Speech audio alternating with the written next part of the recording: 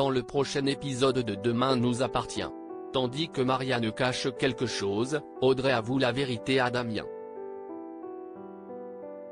Roxane est quant à elle déçue. Attention, les paragraphes qui suivent contiennent des spoilers sur l'épisode de Demain nous appartient diffusé demain soir sur TF1. Si vous ne voulez rien savoir, ne lisez pas ce qui suit. Mercredi 21 décembre dans Demain nous appartient. Que cache Marianne? Au commissariat, Adam est une fois de plus interrogé par le commandant Constant et la capitaine Hassan. Cette fois-ci, l'adolescent est accompagné de son père. Seulement, Adam ne veut toujours pas révéler le nom de l'ami qu'il couvre puisqu'il travaillait sans être déclaré lors de la soirée caritative. Face à la pression des deux policiers, il finit cependant par leur dire qu'il s'agit de Nathan. Sans attendre, Martin et Lisa débarquent au Spoon et demandent à Nathan de les suivre au commissariat. Sur place, il explique qu'il faisait la plonge lors de la soirée caritative. Et si ses empreintes n'ont pas été relevées sur le lave-vaisselle, c'est parce qu'il portait des gants. Ce soir-là, Nathan a entendu des cris et s'est immédiatement dirigé vers la salle de réception où il s'est évanoui. En se réveillant, il a entendu dire que la police arrivait et a donc pris la fuite avant d'avoir des problèmes. Lisa lui montre ensuite la photo de Malik et Nathan se souvient très bien de lui puisqu'il a vu Marianne Delcourt lui mettre une gifle. Pendant ce temps, Judith est furieuse contre Emma au point qu'elle ne veut plus la revoir mettre les pieds au mât. Seulement, Alex n'a aucune envie de prendre une décision hâtive et ce d'autant plus qu'Emma traverse une période difficile. C'est pourquoi, il propose de lui parler avant de prendre une décision. À l'hôpital, William est réveillé. Comme ses constantes sont bonnes, il pourra sortir d'ici 2 jours. Un soulagement pour Manon et Aurore. Même si elle se montre à ses petits soins, William préfère rester seul avec leur fille, aux grands dents d'Aurore. Plus tard, Martin et Lisa regardent les photos de la soirée caritative et découvrent que Marianne n'est présente sur aucune photo au moment du discours du maire, soit l'heure à laquelle Malik a été tué. Ils se rendent donc à l'hôpital où le docteur Delcourt indique ne pas se souvenir d'avoir giflé Malik. Elle jure également qu'elle n'a jamais recroisé cet homme depuis son altercation avec Anna puis confirme qu'elle ne portait aucune autre bague à part son alliance ce jour-là.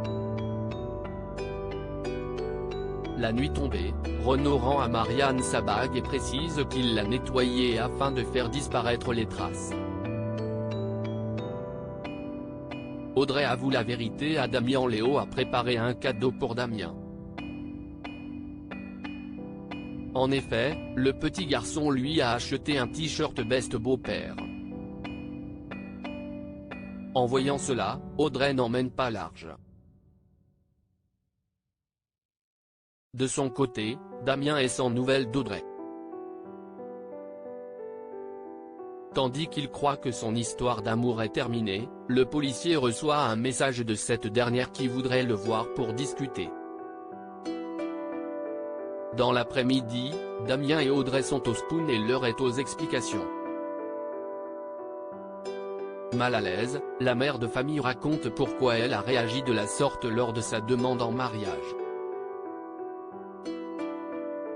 Par le passé, Audrey était très amoureuse du père de Jordan.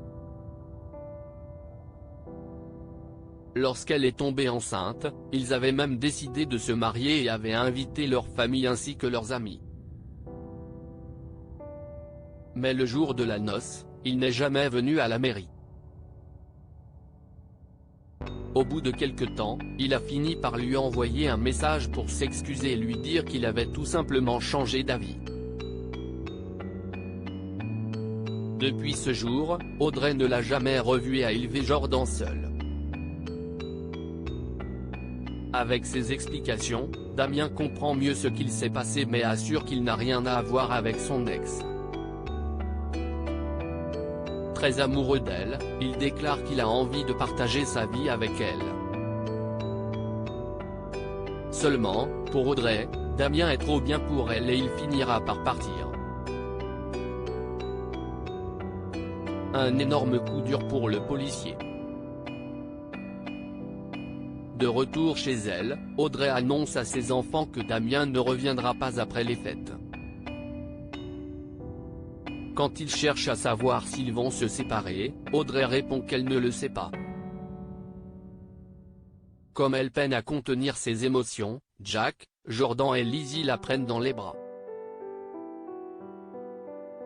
Roxane et Décubar, Sarah et Roxane se rendent à l'hôpital Saint-Clair pour une échographie. Si d'habitude les futurs parents sont impatients de découvrir le sexe de leur bébé, ce n'est pas le cas de Roxane qui préfère attendre pour garder la surprise jusqu'au bout. Pour sa part, Sarah voudrait au contraire savoir afin de mieux se projeter. Comme elles ne sont pas d'accord, Bart demande à Marianne de noter le sexe du bébé sur un bout de papier pour permettre aux futures mamans de le lire quand elles se seront décidées. En quittant l'hôpital, Roxane reçoit un appel de Damien qui a du nouveau concernant la clé de la commode. En effet, elle ouvre un coffre-fort acheté dans les années 1980. Bien que les propriétaires aient quitté la région, le coffre est un modèle encastré et se trouve toujours dans la maison. Sans attendre, Bart et Roxane se rendent sur place. La maison étant inhabitée depuis longtemps, le fils Valorta escalade le mur pour s'introduire dans la demeure puis découvre le coffre-fort qui contient une boîte à musique qu'il rapporte à Roxane. Cette dernière peine alors à cacher sa déception.